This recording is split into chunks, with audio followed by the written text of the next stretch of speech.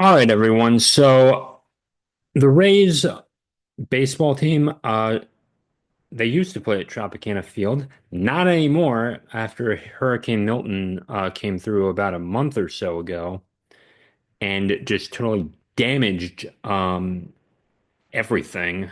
And and there's no way you could play in it. Not at all, unless you want to have rainouts and like just essentially play in a bucket. That's what they would be doing. The Rays are playing at Steinbrenner Field in late February, March during the exhibition season. And personally, I have to say that it it is major league ready, but it's like it, it's like why, sort of.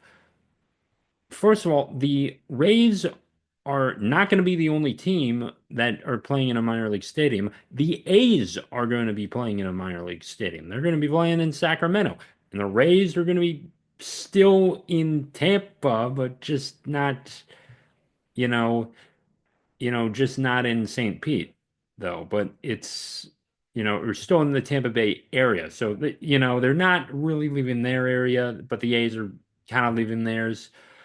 Um, I have to say that this really should have never happened, and it does make the NHL, excuse me, the MLB look bad. I mean, the NHL had an issue with the Coyotes. They were playing in like a 5,000 seat arena for the longest time, and then now they're the Utah Hockey Club. They're playing in a 12,000 seat venue. It's still not NHL ready, but at least they found a way to get an NHL team up. And if you're going to do this, I think the Rays should be in Charlotte, Montreal, Nashville. Maybe you can make a case for Raleigh over there, but honestly, there is no excuse for just being this late. And the stadium was like 33, 34 years old. It it was made in 1991. I think you should have replaced it back in 2019 or 2020. Or 21. Like you should have already had a stadium deal in place going forward. And they should not have been in St. Petersburg. They should have been in the heart of Tampa, not in St. Pete. I think that was also, because a lot of people ain't showing up to Rays games, even though when they were good and they were, you know, doing well in the playoffs and they went to the World Series that one year, you know, not a lot of people showed up during that time. And it's a horrible stadium. And the Oakland A's, they had a horrible stadium. I Let me tell you something.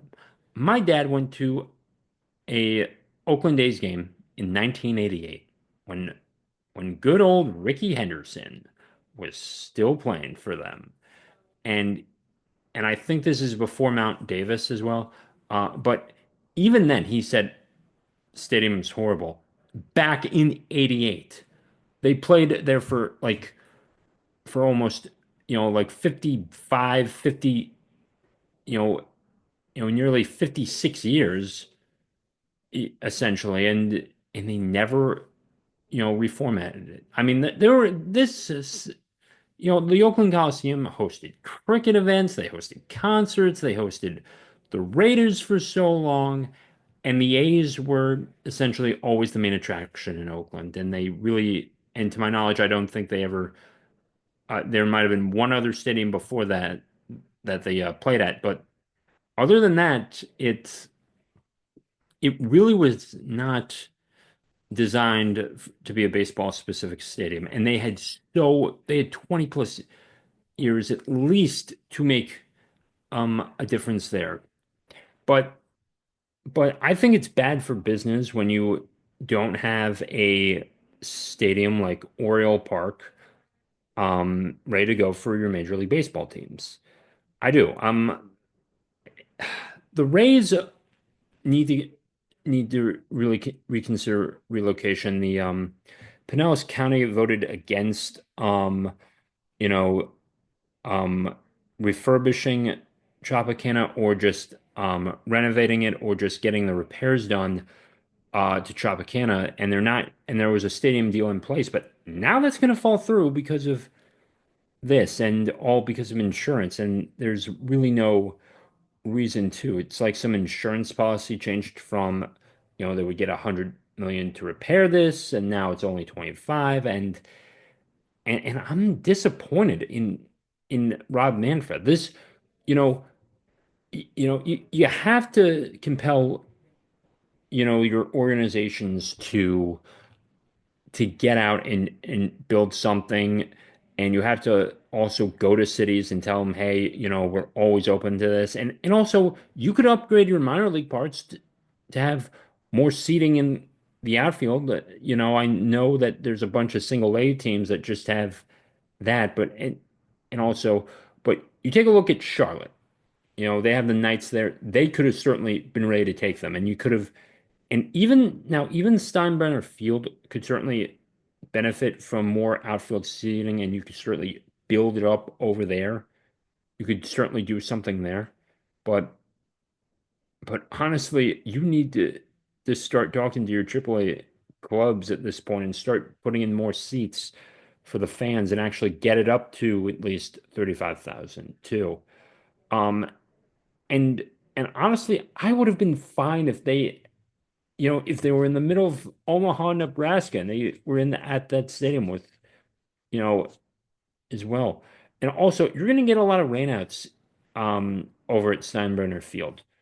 But you go to Charlotte, you're going to get about the same amount of rainouts as you would in Baltimore. I mean, because the climate's different over in North Carolina, and it's not humid, and you don't have a bunch of storms and lightning and crap, and with all that, you know, you actually also can do a little test run and see if Charlotte is ready for a baseball team. The Rays are a great team despite not making the playoffs. They're a great team. They've been a great team in this decade, and they can certainly make the case and help Charlotte make the case for getting an MLB team, whether the Rays move there permanently or not. I think at that point, I know you would have to like, you know, reestablish the contracts with the players. You have the families.